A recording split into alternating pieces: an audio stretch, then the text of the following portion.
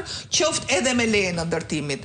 Çështja shkon në Prokurorinë e Tiranës. Prokuroria e Tiranës e mban 6 muaj sepse ne si Parti Demokratike nuk e para ligjërisht nuk legjitimohemi ta ankimojmë kompetencën, po e dyta ne kemi si fokus vënien e drejtësisë, për ne nuk ishte rëndësi e hetonte Spaku apo e hetonte Prokuroria e Tiranës, brenda së cilës ndodhen prokuror dhe OPG me integritet dhe me aftësi profesionale për t'u admiruar.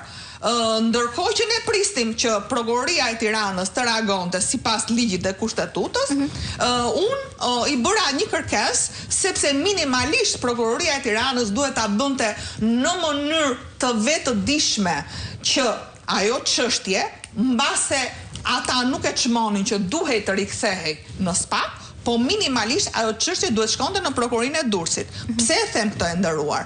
Sepse vendimin e gjykatës së shkallës parë administrative e ka dhënë gjyqtarja bashorti i të cilët drejton Prokurorinë e Rrethit Gjyqësor Tiranë. Pra, është një konflikt i pastër interesi, po mbi të gjitha ta ndalon kodi procedurës penale. Dhe ndërkohë, çfarë bën Prokuroria e Tiranës? Sa po shikon emrat kush janë të kallëzuar, Linda Ramën, sepse thash Edi Rama u amnistua që në momentin e parë që Dumani e çoi. Pra Dumani tha nuk ka faj. Edi Rama, fajin e ka Linda Rama sipas Dumanit. Ndërkohë që ne e dim shumë mirë, do ndodhin gjithë këto gjëra nëse Linda Rama nuk do ishte bashortja e kryeministrit, po çfarë kemi ne analizuar një element shumë të rëndësishëm që në 2008-ën Lindita Rama interesohej për këtë pronë.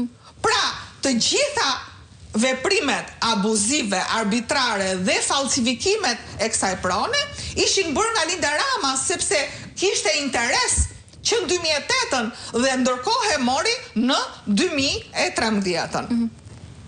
Dhe Prokuroria e Tiranës, me thënë të drejtën, nuk e shpjegojmë dot juridikisht, por në nxitime sipër, nën urdhra politik, vendosi mosfillimin e çështjes. Ligji shumë të tjera në fakt. Po jo, deri diku unë mund pranoja pushimin e çështjes, për ta mbyllur e pushonin çështjen dhe e çonin në gjykatë për vendimmarrje. Por mosfillimi ka afate, ka 15 ditë me qënë se çështja fillimisht është shuar në SPAK. Kanë mbaruar të afate që kur SPAK-u e kaloi në Prokurorinë e Tiranës. Dhe këtu jemi përpara një afati ekskluziv për cilin Prokuroria e Tiranës nuk mund ta merrte më. Pra ishte vetëm kompetencë momentale e SPAK-ut. Nga ana tjetër kemi ngritur problemin e konfliktit interesit. Pra, kjo dosje nuk mund të hetojë në çdo lloj rrethane nga Prokuroria e Tiranës dhe e treta, kemi evidentuar kush janë subjektet e këtij kallëzimi. Janë Edi Rama, Lindita Rama, po e mendojmë nuk është zyrtare e lartë, po është Angela Gaçi, sepse ne kemi ngritur dyshime të arsyeshme bazuar në informacione të sigurta që të gjithë ndërhyrjen në gjykatën e apelit e ka bërë Angela Gaçi dhe o më kot të 3 gjyqtarët që dhanë këtë vendim, megjithëse e prishën, vetëm se e kthyen në gjykatë administrative sërish, u shkarkuan nëpërmjet vettingut politik të Sorosit.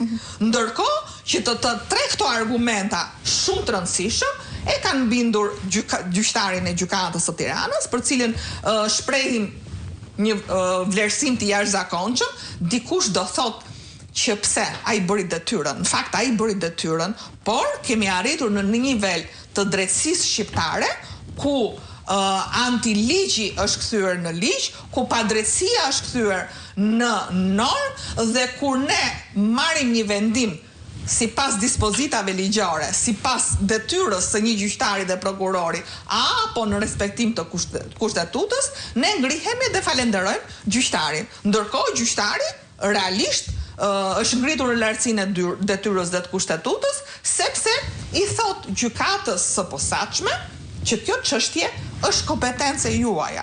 Pra jeni ju që duhet t'i drejtoni hetimet në SPAK dhe jeni ju që duhet i thoni SPAK-ut, ta detyroni SPAK-un për regjistrimin e këtij procedimi penal.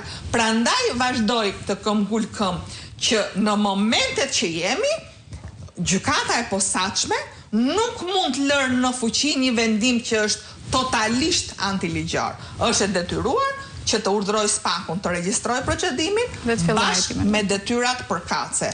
Dhe ndërkohë, kjo është sfida e radhës, për cilën ne po na bën dhurata të një pasnjëshme Dumani, po i tregon gjithë publikut se sa të drejtë kemi ne, që është thjesht një ushtar në shërbim të Edi Ramës, sepse sërisht ja quam dosjen nëpërmjet këtij vendimi dhe të shikojmë do ta amnistoj si herën e parë, do ta amnistoj si në rastet e tjera, qoftë me Xibrakën, qoftë me dosjen 184 dhe jo vetëm, apo do gritet në lartësinë e detyrës dhe të japi një vendim të drejtë, sepse ne nuk jemi që të persekutohen njerëzit, aq më pak zyrtarët, po të shkojnë para ligjit kushdo që ka prekur pronat dhe parat publike.